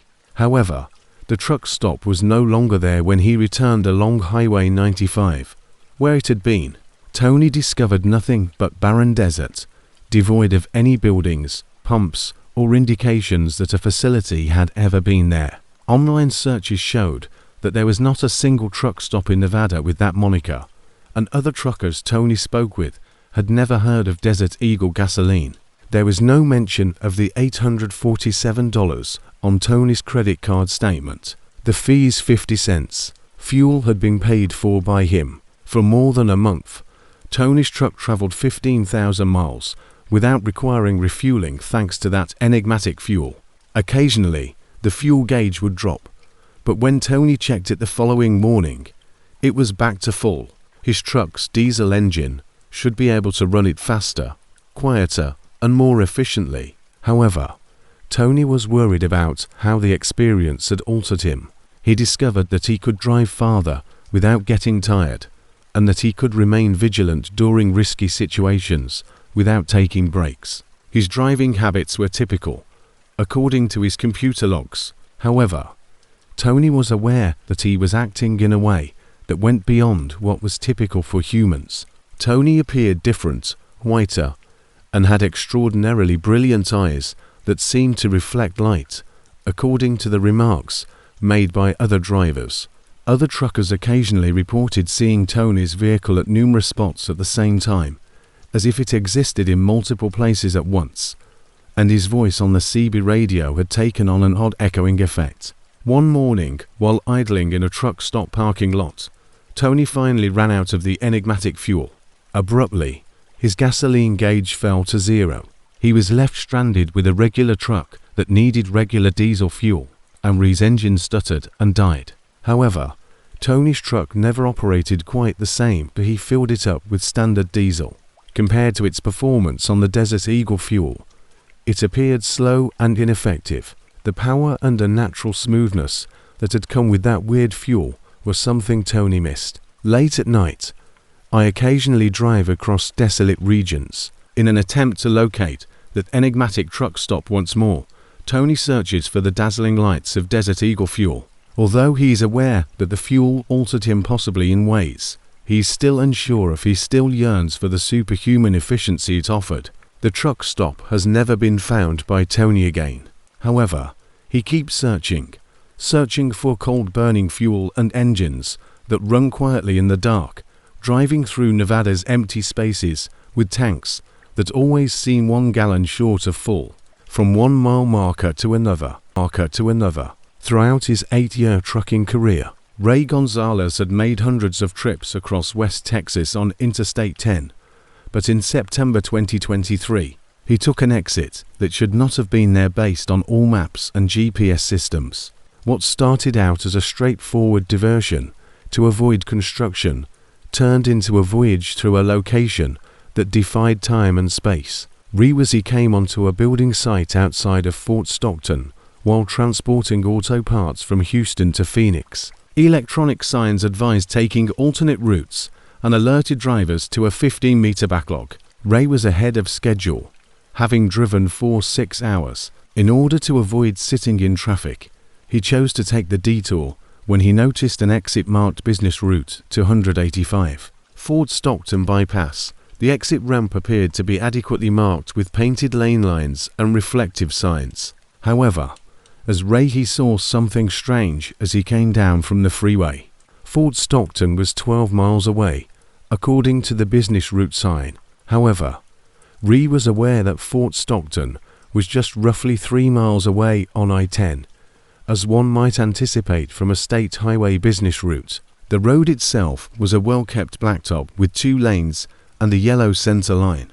In anticipation of a somewhat longer but traffic-free alternate route back to the freeway, Ray took a seat. After 20 minutes of driving, Ray started to be uncomfortable. By now, he ought to have arrived at Fort Stockton, but the surrounding area was still a desolate desert with no indications of a town approaching. Even more unsettling was the fact that since exiting the highway, he had not seen a single mile marker, cross street, or any road markers. When Ray looked at his GPS, all that was visible on the screen was a blank space with his truck icon sitting in it. Nothing, no roads, no landmarks. Satellites were sending signals to his GPS. Although the signal strength displayed full bars, it was unable to pinpoint his location. He attempted using his cell phone to call his dispatcher. However, despite the phone's full signal strength, each call was routed directly to either customer you were trying to reach is not available The warning reads, all the stations on his CB radio were filled with static. Ray started to notice odd details about the road as he drove on. Without any of the wear marks, spots, or cracks you might anticipate on a roadway with heavy traffic, the pavement appeared to be brand new. The center line's paint was so fresh it seemed like it had just been put on that morning. Even more disturbing was the fact that Ray had not seen another car since leaving. Not a single motorcycle, truck, or automobile in either direction. It was impossible to have no traffic at all on a business route that served a town with a population of several thousand. Ray drove for an hour before arriving at what looked like Fort Stockton. In ways that made his skin crawl, however, the town was mistaken. The structures resembled Fort Stockton. He could identify the streets and well-known sites, but everything appeared a little strange, as if someone had constructed a movie set out of old photos. From a distance, the courthouse appeared to be right. As Ray approached, however, he noticed that the clock tower was too tall. The windows were the wrong size, the architectural features were incorrect, and the Confederate memorial that had been in the town square for decades was completely gone. Most unsettling was the town's seeming total desolation. Ray observed no people, no moving cars, and no indications of life as he drove slowly past streets that should have been crowded with afternoon traffic. Some buildings had lights on, and he could see through the windows into stores and eateries that appeared to have been recently occupied. Yet nobody was present. On the outskirts of town, Ray pulled up to what seemed like a familiar truck stop. The building bore a striking resemblance to the Flying J he had frequently stopped at. However, the doors were locked when he tested them. He could see via the windows that the interior was completely stocked and functional, making coffee, heating food using lamps, and making money registers that seemed to be ready for patrons. But there was no personnel there. Ray discovered something behind the structure that chilled him to the bone. Into the space designated for truck parking, dozens of abandoned cars caught his eye. Motorcycles, trucks, RVs, and cars were parked in tidy rows, all of them looking as if they had just been parked, but there were no evidence of their drivers. Ray strolled around the deserted cars, searching for hints as to what had become of their owners. There were no flat tires or other indications of mechanical issues, and the cars were spotless and well maintained. Many had half-finished drinks in the cup holders, wallets and handbags on the seats, and keys remaining in the ignition. He was particularly interested in one pickup vehicle. The door of the driver was open, and a map of Texas with a red ink-marked route from Dallas to El Paso was placed on the seat. Someone had written Detour Business Route 285 in the margin with an arrow pointing to Fort Stockton, even though the route went right past the town. Similar maps with different beginning points and destinations, but the same notation about taking Business Route 285 through Fort Stockton were found by Ray and a number of other cars. The detour he had taken seemed to have been followed by scores of other travelers, but none of them had ever gone. Ray made the decision to find a route back to the freeway as the sun started to drop. He searched the deserted town for signs that would lead him back to Interstate 10, but he couldn't find any. No matter which way he tried to go, every road appeared to bend back toward the town center. The routes had changed when Ray tried to get back to where he had entered the town.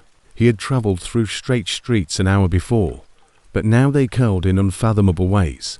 There was no longer the road he had taken to get into town. It was replaced by a narrow residential street that led to a dead end. Street lights started to turn on all throughout the town as night fell, but the light just served to heighten the sense of desolation. Ray had the ability to see into buildings and homes, all of which looked to be recently occupied and lived in, yet were empty. Ray heard his CB radio spark to life as around 10 o'clock at night. "Anyone out there is a breaker. Breaker. I'm stranded in a fictitious town off of Interstate 10.